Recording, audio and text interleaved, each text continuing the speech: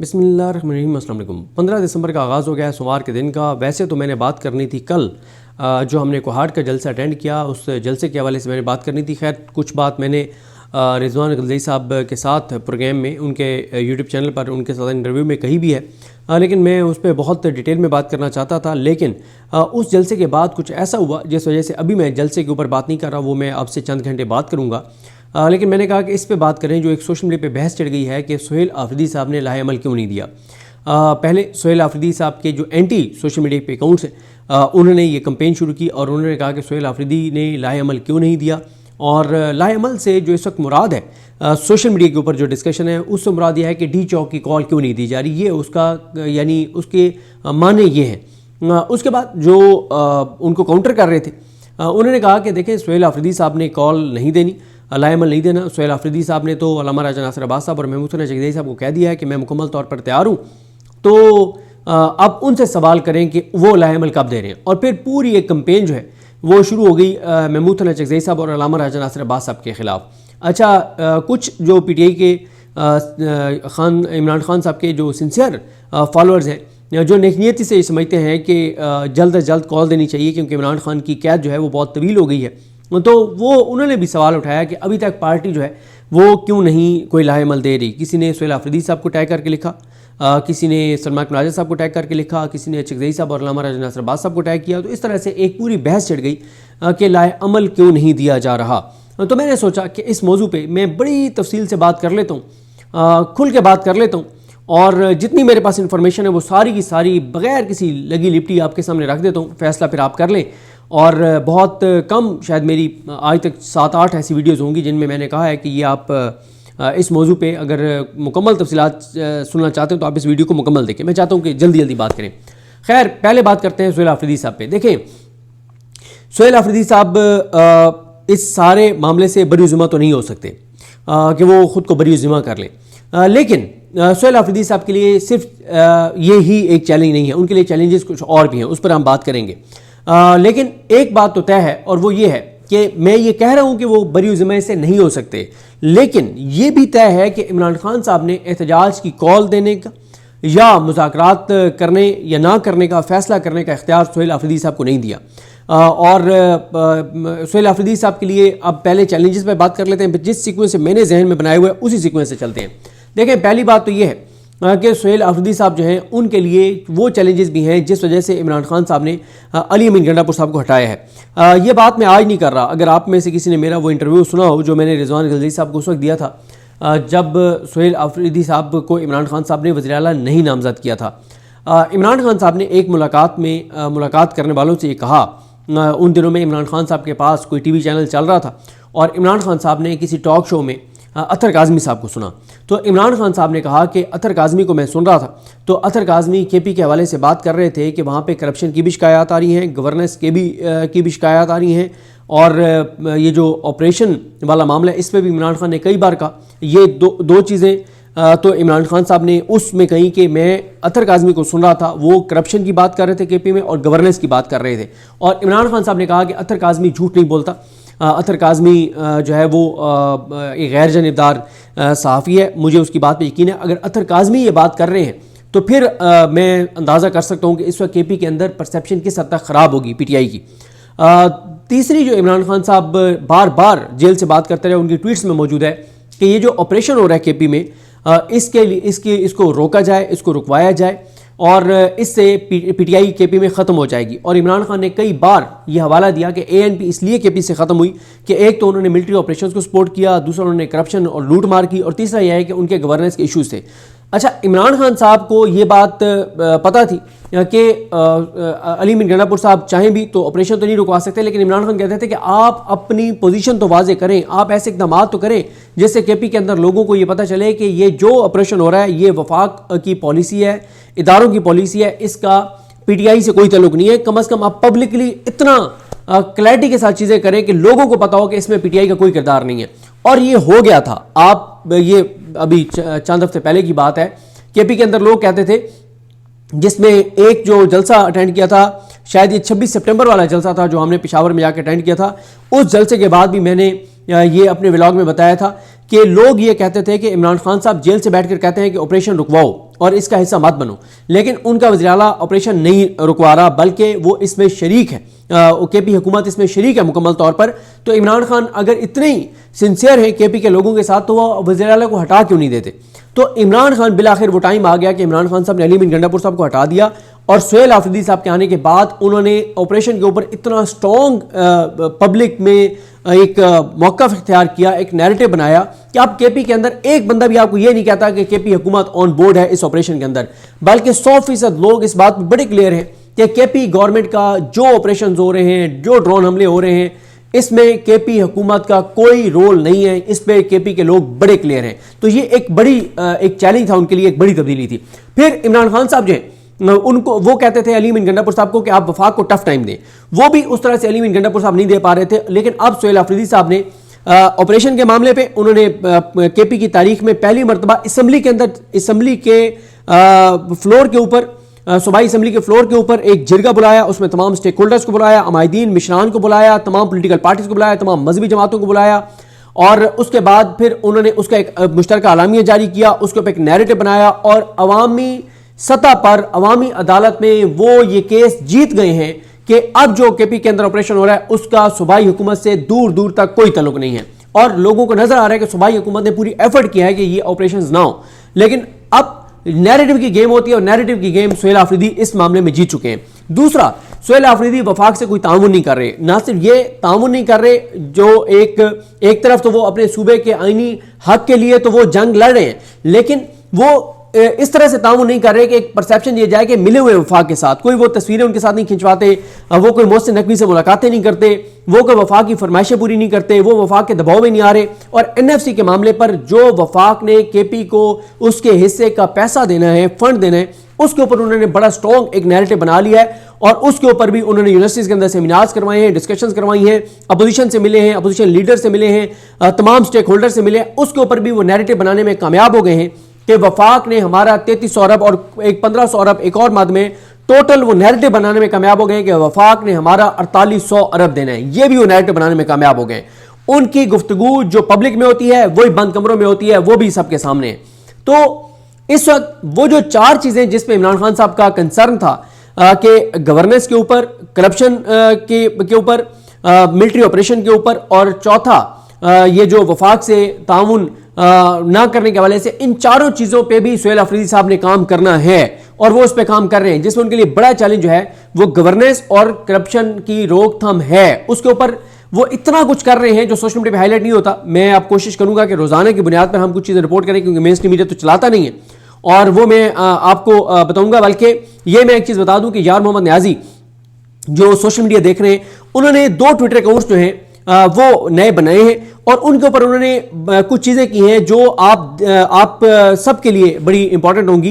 कि ये जो सुहेल आफरीदी साहब पे एक इल्जाम लगता है ना कि उनको किसी चीज का पता नहीं है, वो गवर्नेंस पे तवज्जो नहीं दे रहे, या वो उस्मान बुज़दार प्लस हैं, उनके कोई इनिशिएटिव्स नहीं है। 2 उन्होंने ट्विटर अकाउंट्स बनाए हैं, एक जिस पे उन्होंने प्योरली जो सुहेल आफरीदी साहब ने गवर्नेंस के ऊपर मीटिंग्स की हैं, गवर्नेंस के इश्यूज के ऊपर सिर्फ उन्होंने वो अपडेट किया है कि 2 माह में उन्होंने गवर्नेंस पे किस किस तारीख को क्या क्या मीटिंग किया और क्या क्या डायरेक्शन दिया है और चीजें किस तरफ है। दूसरा उन्होंने बनाया है ट्विटर अकाउंट जिसमें उन्होंने उनके जितने इनिशिएटिव्स हैं वो सारे किए हैं। बल्कि आगे मैं आपको 2 चीजें और बता देता हूं जो सुहेल आफरीदी साहब करने जा रहे हैं। एक तो उन्होंने, वैसे तो वो जाहिर है जुमे वाले दिन उन्होंने काबीने का इजलास रख दिया, हर जुमे को करेंगे। सोमवार को वो जो एमपीएस है उनसे मुलाकात करेंगे, उनसे रिपोर्ट लेंगे, चीजें करेंगे।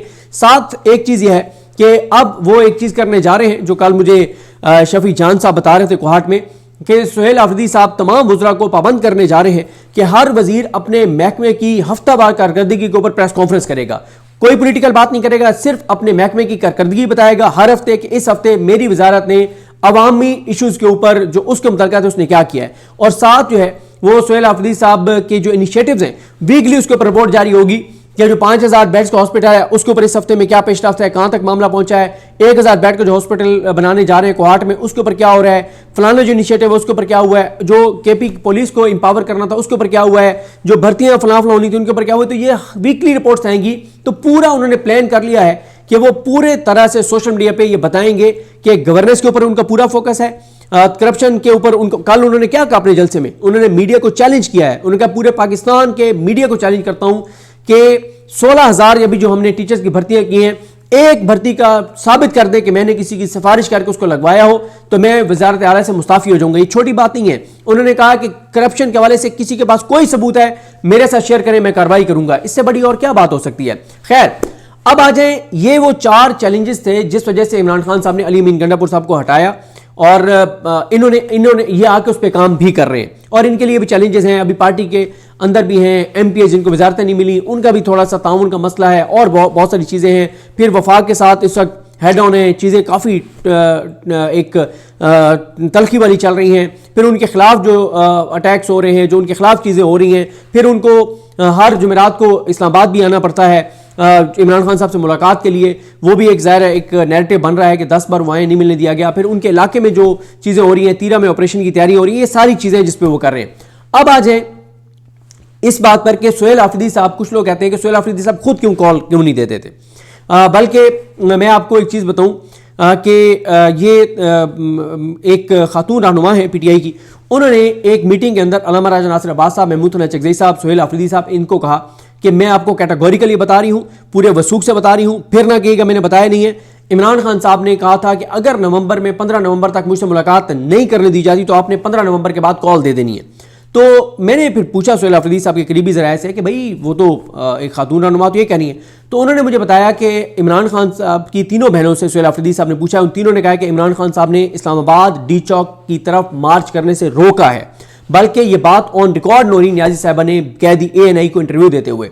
फिर जब इमरान खान साहब की अपनी बहन से 2 दिसंबर को मुलाकात हुई तो उन्होंने कोई डी चौक की कॉल की बात नहीं की।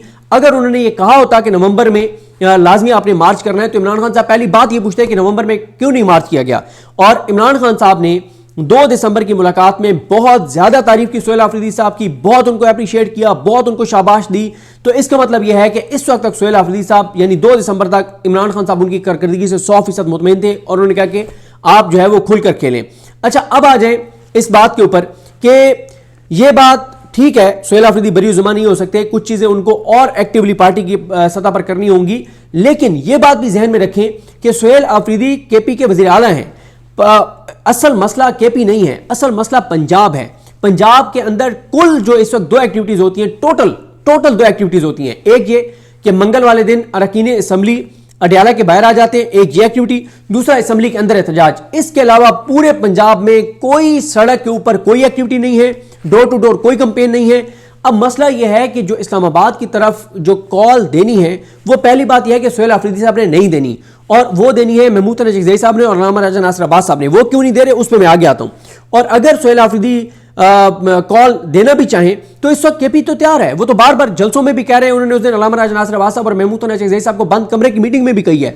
लेकिन क्या पंजाब तैयार है? पंजाब बिल्कुल तैयार नहीं है। इस पर भी हम आगे आते हैं कि पंजाब अगर तैयार नहीं है तो फिर क्या करना चाहिए। अब आ जाए इस बात के ऊपर कि सुहेल आफरीदी अवामी राब्ता मुहिम तेज किए हुए हैं और सारी चीज़ों पे काम कर रहे हैं, गवर्नेंस सब चैलेंजेस के ऊपर काम कर रहे हैं, लेकिन यहां पे जो मेन किरदार है वो 2, एक तो इन 2 को जिनको इमरान खान साहब ने जिम्मेदारी दी है, दूसरा इसमें किरदार बनता है जो नई पॉलिटिकल कमेटी है उसका बनता है। जो नई पॉलिटिकल कमेटी तश्कील दी है सलमान राजा साहब ने, उसकी मेन जिम्मेदारी है, क्योंकि उसकी वजह यह है कि अगर सुहेल आफरीदी कॉल दे भी दें तो पंजाब कहेगा कि आपने हमसे पूछ के दिए, बाकी कहेंगे आपने हमसे पूछ के दिया, सारे कहेंगे आपको किसने इख्तियार दिया, जब इख्तियार खान साहब ने आपको नहीं दिया तो आपने कैसे कॉल दे दी। अब आ जाए इस बात के ऊपर कि अल्लामा राजा नासिर अब्बास साहब और महमूद हसन चकज़ई साहब क्यों कॉल नहीं दे रहे। देखें, वो भी ये समझते हैं, मैं खुल के आपको बता रहा हूं, बिल्कुल खुल के आपको बता रहा हूं, वो ये समझते हैं कि इस वक्त हमारी जो मौजूदा हुकूमत है, जो रजीम है, ये अमेरिका के बहुत ज़्यादा करीब है, और वो ये समझते हैं कि पाकिस्तान के अंदर जो इंसानी हकूक़ की पामालियाँ जब जब होती थी माजी में, तो एक ही डर होता था कि कोई इंटरनेशनल को पाबंदियाँ ना लग जाएं, कोई आलमी सतह पे को हमारे खिलाफ चैलेंज ना खड़ा हो जाए, कोई मुश्किलात ना खड़ी हो जाए। इस वक्त अमेरिका की पाकिस्तान को बहुत ज़्यादा सपोर्ट हासिल है, और आपने देखा कि शहबाज शरीफ की कैसे वो तारीफ़ करते हैं, ट्रंप जो है कैसे उन्होंने शहबाज शरीफ को फटा चढ़ा दिया, कहा कि जो बंद कमरे में मेरी तारीफ़ कर रहे थे तो सबके सामने करो, और जिस तरह से शहबाज शरीफ साहब ने उनकी ट्रंप की तारीफ की, हर पाकिस्तानी का सर शर्म से झुक गया कि ये फॉर्म 47 के सही, लेकिन ये हमारे वज़ीर आज़म है।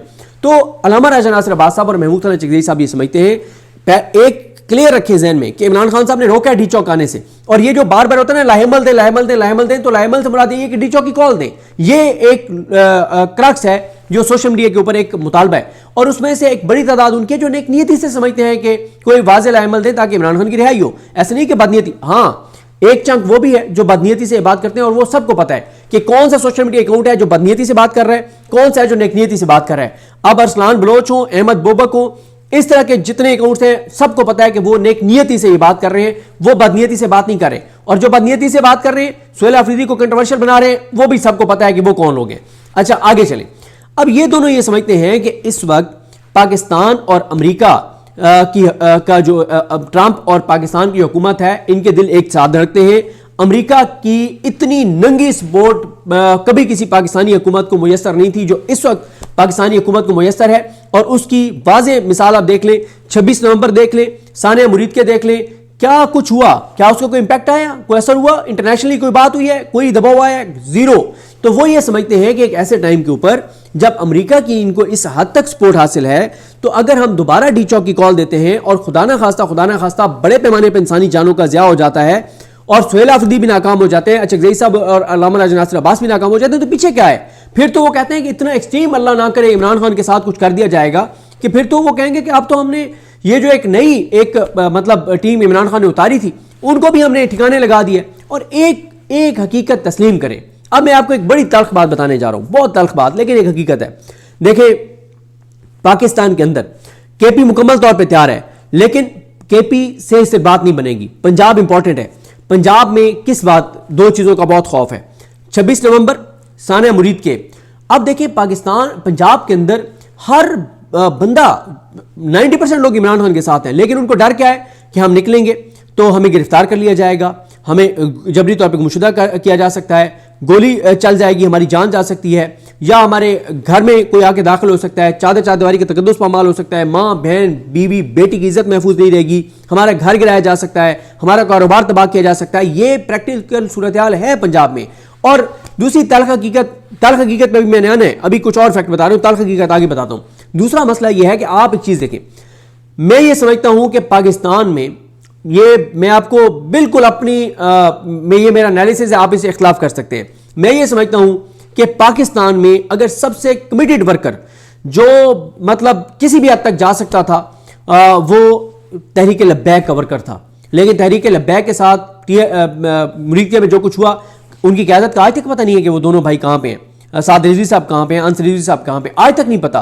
तहरीक लब्बैक एक प्रोटेस्ट नहीं कर सकी, सानिया मुरीद के बाद एक प्रोटेस्ट नहीं कर सकी। 62-63 दिन हो गए हैं। मस्जिद रहमतुल्लाह अलमीन जो मरकज है तहरीक लब्बैक का, वो बंद है, अभी तक कोई उसको वो नहीं खुलवा सके। और कई मसाजिद जो हैं उनको वो वापस नहीं मिला, कंट्रोल वापस नहीं मिला, और उनके जो अब तक उनका कोई FIR वो दर्ज नहीं करवा सके, कोई केस वो अदालतों में नहीं लगवा सके, जो लोग उनकी गिरफ्तार उनकी रिहाई नहीं करवा सके, जिन लोगों के घरों पे इस वक्त तक छापे पड़ रहे हैं वो छापे नहीं रुकवा सके। तो अगर तहरीक लब्बैक जैसी वो मजहबी जमात जिनके पास सैकड़ों मसाजिद में जिनके इमाम थे, और जिनका एक मिंबर के ऊपर बड़ी पावरफुल होता है मस्जिद का मिंबर, जहां से तकरीरें होती हैं, और उसके बाद आप देख लेना, अभी आप देख लें कि कितने मजहबी लोग जो हैं वो 2-3 दिन पहले एक मशाइख कॉन्फ्रेंस में गए हुए थे। तो बात यह है कि तहरीक लब्बैक के साथ जो कुछ हुआ, उसके बाद एक पंजाब में खौफ है, 26 नवंबर का एक खौफ है, और पंजाब इस वक्त निकलने की पोजीशन में नहीं है। उसकी दो वजूहत हैं। एक ये कि एक तो अंदरूनी इख्तलाफात बहुत ज़्यादा है पंजाब में, बहुत ज़्यादा हैं। फिर मरकजी जो तंजीम है उसका पंजाब के ऊपर कोई फोकस नहीं है। फिर तीसरा यह है कि पंजाब में कर्फ्यू जैसा माहौल भी है। तो ये सारी चीज़ें मिला के असल मसला है पंजाब का। अब लाहेअमल ये है तहरीक तहफ़्फ़ुज़ पाकिस्तान का, एक तो वो कौमी कॉन्फ्रेंस करने जा रहे हैं ना 20-21 को, उसमें उसके बाद वो क्या करने जा रहे हैं कि वो पंजाब पे फोकस करने जा रहे हैं। ये महमूद अचकज़ई साहब, अल्लामा राजा नासिर अब्बास साहब, सुहेल अफरीदी साहब, ये पंजाब के मुख्तलिफ शहरों में जाएंगे, एक्टिविटीज़ करेंगे, पंजाब में मोमेंटम बनाएंगे। साथ ही ये समझते हैं कि इस वक्त एक ऐसा टाइम आ गया है जब इकोनॉमी पे बहुत खौफनाक बातें होना शुरू हो गई हैं। अगर आप पिछले 5 दिन के अखबार उठा के देख लें, जिनको करोड़ों रुपए के इश्तिहारात हुकूमत दे रही है, उसके बावजूद अगर 5 दिन के आप अखबारात उठा के देख लें, उसमें ऐसी खतरनाक इकोनॉमी के हवाले से खबरें आई हुई हैं कि इस हुकूमत को लग पता जाएगा आगे जो हालात होने जा रहे हैं। फिर एक और चीज़ है, चले हम ये तो मान लेते हैं, हम ये तो कह देते हैं कि तहरीक इंसाफ नहीं। आपने एक चीज़ देखी होगी, मैंने पिछले 2 महीनों में 3 महीनों में आपने कभी नहीं सुना होगा, यह कहा होगा कि तहरीक इंसाफ डी चौक की कॉल क्यों नहीं दे रही। भाई बात यह है, अगर मैं ये तनकीद करूं कि वो डी चौक की कॉल नहीं दे रहे, वो डी चौक की कॉल दे, अल्लाह ना कर इंसानी जाने चली जाए, तो उन लोगों का क्या कसूर है जिनकी जाने जाएंगी। पाकिस्तान के अंदर 99% लोग 99% लोग कहते हैं कि हम घरों में बैठे रहें, कोई और निकले, गोलियां खाए, इस हुकूमत को गिरा दे और हमारी जिंदगी संवर जाए, इस हुकूमत से जान छूट जाए। यह पाकिस्तान के 99% लोगों को पता है कि जब तक यह हुकूमत रहेगी पाकिस्तान के अंदर गुर्बत, बेरोजगारी, तबाही, बर्बादी, नाइंसाफी, जुल्म, जबर, हर चीज जारी रहेगी। ये 99% लोगों को पता है। लेकिन 99% लोग ये भी कहते हैं कि मुझे ना निकलना पड़े, मैं महफूज रहूं, घर बैठा रहूं, निकले कोई और, गोलियां खाए, इस हुकूमत को गिरा दे और मेरी जिंदगी सुखी हो जाए। तो ऐसा भी मुमकिन बहरहाल नहीं है। चले, एक लम्हे के लिए हम कहते हैं कि तहरीक इंसाफ तो कुछ नहीं कर पा रही। किसानों का एक साल में 2200 अरब का नुकसान हुआ है और अब किसान खुदकुशियों पर मजबूर है। इंडस्ट्रियां बंद हो गई हैं, मिलें बंद हो गई हैं, बंद हुई हैं और हो रही हैं। इस वक्त बेरोजगारी पाकिस्तान की तारीख की बुलंदतरीन सतह पर है, अनसर्टेनिटी तारीख की बुलंदतरीन सतह पर है। हर दूसरा पाकिस्तानी पाकिस्तान छोड़ के जाना चाहता है। और इस वक्त लोगों के देखें, घरों के किराए लोग नहीं दे पा रहे, बिजली के बिल नहीं दे पा रहे, गैस के बिल नहीं दे पा रहे, बच्चों की फीस नहीं दे पा रहे, अस्पतालों की सूरत हाल आपके सामने है, मेडिसिन की कीमतें आपके सामने हैं, ग्रोसरी की कीमतें आपके सामने हैं, महंगाई सबसे बड़ा मसला है, बेरोजगारी सबसे बड़ा मसला है। तो क्या किसान निकला है? किसान निकल पाए हैं? सरकारी मुलाजमीन इस वक्त खुदकुशियों पर मजबूर है, क्या वो निकल पाए हैं? क्या ये इंडस्ट्रियलिस्ट निकल पाए हैं? ताजर निकल पाए हैं? ट्रांसपोर्टर्स ने ठीक है हड़ताल इस हद तक की है ना कि उन्होंने गाड़ियां रोक दी हैं, इस हद तक उनकी हड़ताल सक्सेसफुल रही, लेकिन वो भी अपनी बात तो नहीं मनवा सके। तो मौलाना फजल रहमान क्या कर रहे हैं, तहरीक लब्बैक क्या कर रही है, और जो तबकात हैं और जो जमातें वो क्या कर रही हैं? तो इस बात को, रियलिटी को समझें। जब पाकिस्तान, ये तहरीक तहफ़्फ़ुज़ पाकिस्तान ये समझती है कि जब इस हुकूमत को अमेरिका की बेहद सपोर्ट हासिल है तो ये किसी हद तक चले जाएंगे। बल्कि कुछ लोग तो तहरीक इंसाफ को ये समझते हैं कि जो लोग पार्टी के इजलास में और सोशल मीडिया पर जो ये बार बार कहते हैं कि डी चौक की कॉल दें, एक तो है ना कारकुन का मुतालबा कि कारकुन, वो एक कारकुनान का सेंटीमेंट है केपी के अंदर, जो जलसे हो रहे हैं, जो उनके नारे हैं, वो ये बता रहे हैं कि हमें गोली का कोई खौफ नहीं है, हम तैयार हैं। जो बात जुनैद अकबर साहब ने की, सुहेल आफरीदी साहब ने की, शफीउल्लाह जान ने की या अली असगर साहब ने की, वो एक अलग चीज है। वो जो बात कर रहे हैं वो कारकुनान का जज्बा है, वो बता रहे हैं कि हम तैयार हैं, केपी तैयार है।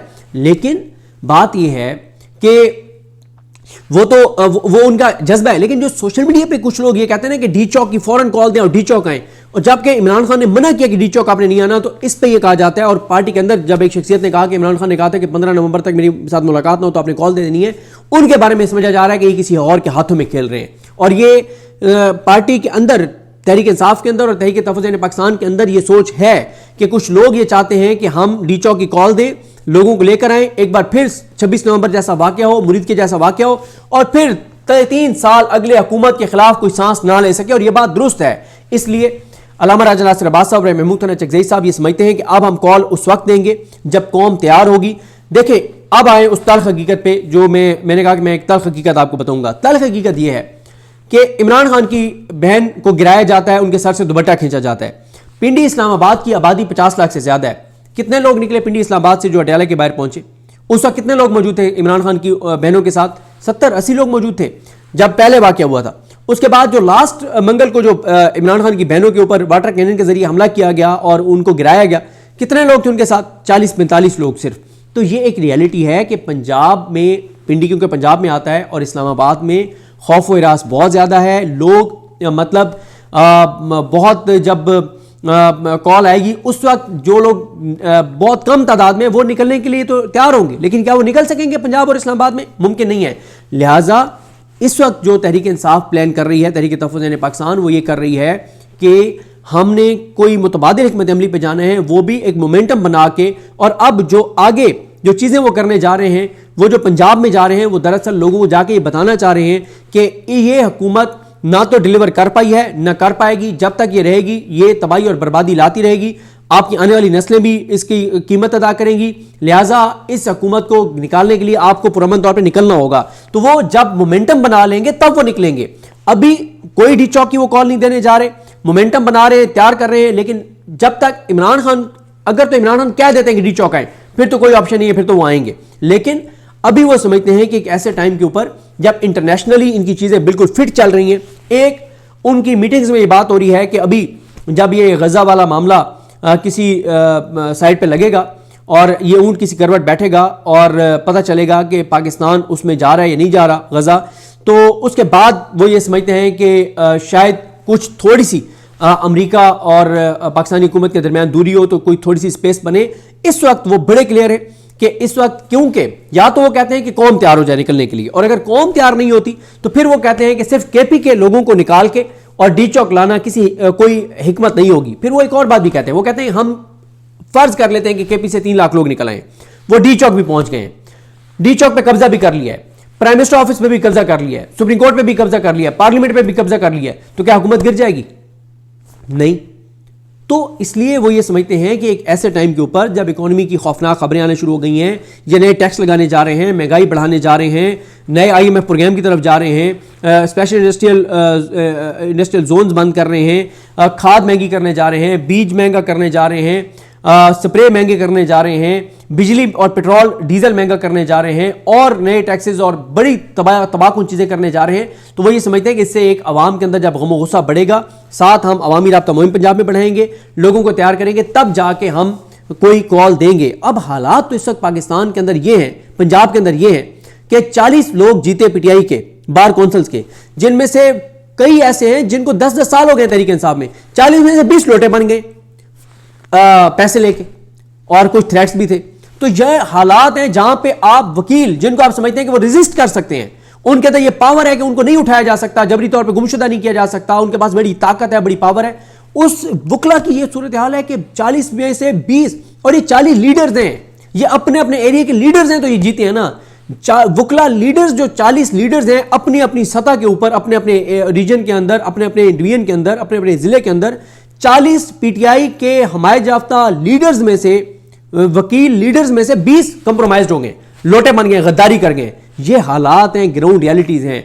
लिहाजा ये पूरी जो चीज़ मैंने आपके सामने रखी, कुछ चीज़ें आगे पीछे हो गई होंगी, शायद सीक्वेंस के साथ मैं ना बता पाया हूं, लेकिन ये है कि ये अभी ये उनको इमरान खान ने मना किया हुआ डी चौक का, डी चौक उनका कोई अभी प्लान नहीं है। कारकुनान का मुतालबा अपनी जगह, मोमेंटम एक बनाया जाएगा, इकोनॉमी के ऊपर इंतजार किया जाएगा कि ये और टैक्सेस लगाएं, लोगों के अंदर नफरत बढ़े, गुस्सा बढ़े, लोगों को ये एक अवामी राब्ता मुहिम एक नए अंदाज से शुरू करने जा रहे हैं पंजाब में, लोगों को बताने के लिए कि भाई आपको निकलना पड़ेगा, और लोगों के अंदर एक मोमेंटम बना के डोर टू डोर कैंपेन्स करवा के। और इस वक्त एक सबसे बड़ा जो चैलेंज है वो है PTI की अंदरूनी लड़ाइयाँ। इतनी इस्टेब्लिशमेंट और इमरान खान की लड़ाई नहीं है जितनी PTI के अंदर लड़ाई हैं, और ये लड़ाइयाँ अगर को ख़त्म करवा सकता है तो वो सलमान राजा साहब हैं, जो बहुत मुखलिस हैं, बहुत इमरान खान के साथ मुखलिस हैं, 2 नंबर नहीं है, अर्दली नहीं है, लेले नहीं है, गद्दार नहीं है, लेकिन उनका एक उनके अंदर खामी है, वो ये है कि वो अपनी अथॉरिटी को एक्सरसाइज नहीं करते। अब उन्होंने नई पॉलिटिकल कमेटी बनाई है, उसका इजलास देके कब लाते हैं, वो जब इजलास बुलाएंगे वो अपनी अथॉरिटी को एक्सरसाइज अगर करेंगे तो चीज़ें बेहतर होंगी, इंटरनल लड़ाइयाँ ख़त्म होंगी। और अगर अपनी वो एक्सरसाइज नहीं करेंगे अथॉरिटी सलमान राजा साहब, फिर ये अंदरूनी लड़ाई इसी तरह बरकरार रहेंगी, और जब तक ये बरकरार रहेंगी तो ना अवामी मोमेंटम बन सकता है, ना कुछ और हो सकता है। और एक चीज़ और मैं आपको निशानदेही कर दूं, इस वक्त तहरीक इंसाफ का अवामी इशू से डिस्कनेक्ट है, इसमें कोई शक नहीं है। लोग इमरान खान की रिहाई चाहते हैं, लोग आइन की बहाली चाहते हैं, अदालतों की गैर जानिबदारी चाहते हैं, लेकिन कश्मीर के अंदर आप देखें क्या हुआ। AJ के अंदर उन्होंने एक चार्टर बनाया 60-70 पॉइंट्स का या 38-39 पॉइंट्स का, जिसमें हर तबके के हवाले से बात थी, ताजरों के लिए थी, इंडस्ट्रियलिस्ट के लिए थी, तलबा के लिए थी, यूथ के लिए, सब के लिए थी। उसके ऊपर, उस चार्टर के ऊपर उन्होंने मुहिम चला, वो एक तहरीक चलाई, वो तहरीक कामयाब हुई, और उसके बाद हुकूमत गिर गई। यहां पे यह है कि यहां पे उल्टा काम चल रहा है, ये पहले हुकूमत गिराना चाहते हैं और फिर वो कहते हैं कि नई हुकूमत आके ये चीजें करेगी। अब यहां पे भी ये चीज डिस्कस हो रही है, पहले भी एक चार्टर पे तैयारी शुरू हुई थी, फिर रुक गई, दोबारा अब ये बात हो रही है कि एक चार्टर तैयार किया जाए। 2 माह पहले से इसके ऊपर काम शुरू हुआ था, अब तक मुकम्मल नहीं हुआ, कि चार्टर एक तैयार किया जाए, अवाम के हर शोबे, हर तबके के उसमें जो उनके इंटरेस्ट की चीज़ें हैं वो उसमें रखी जाएं, और उसके बाद उन चीज़ों को रख के एक तहरीक चलाई जाए और उसके नतीजे में हुकूमत को गिराया जाए। तो ये इस वक्त प्लानिंग हो रही है, और मेन फोकस मैंने आपको बताया है कि पंजाब के ऊपर होगा, पंजाब के अंदर मोमेंटम बनाया जाएगा, पंजाब को एक्टिव किया जाएगा। लेकिन एक चीज़ मैं आपको बता दूं, इस वक्त पंजाब के अंदर जितनी लड़ाइयाँ हैं, अगर ये लड़ाइयाँ ख़त्म ना हुई, अगर बड़े पैमाने पर अपना इनके सलमान राजा साहब ने अपनी अथॉरिटी एक्सरसाइज नहीं की, भाई बात यह है कि आलिया हमजा साहिबा और सलमान राजा साहब के दरमियान हैं इख्तिलाफात, मुझे नहीं पता अब खत्म हुए नहीं हुए। अगर पार्टी के सेक्रेटरी जनरल और चीफ ऑर्गेनाइजर पंजाब के दरमियान ही इख्तिलाफात होंगे तो फिर बात ही खत्म होगी, फिर किस चीज़ की तहरीक, फिर किस चीज़ की मामला। तो बात यह है कि ये जो बार के उम्मीदवार इन्होंने नामजद कर रहे थे, उसके ऊपर इंतजार समझौता साहब और हामिद खान साहब के दरमियान लड़ाई थी। ये केपी में जो उम्मीदवारों का मामला था उसमें काजी अनवर साहब और तंजीम के आपस में इख्तलाफ था। यहां पे जो रीजनल कई जिम्मेदारान हैं वो चीफ ऑर्गेनाइजर पंजाब की अथॉरिटी को उस तरह से नहीं मानते। बाकी छोड़ें, जो एमएनएज हैं वो कई एमएनएज महमूद खान नजरी साहब की अथॉरिटी को नहीं मानते। कुछ सेनेटर्स हैं जो अल्लामा राजा नासिर अब्बास की अथॉरिटी को नहीं मानते।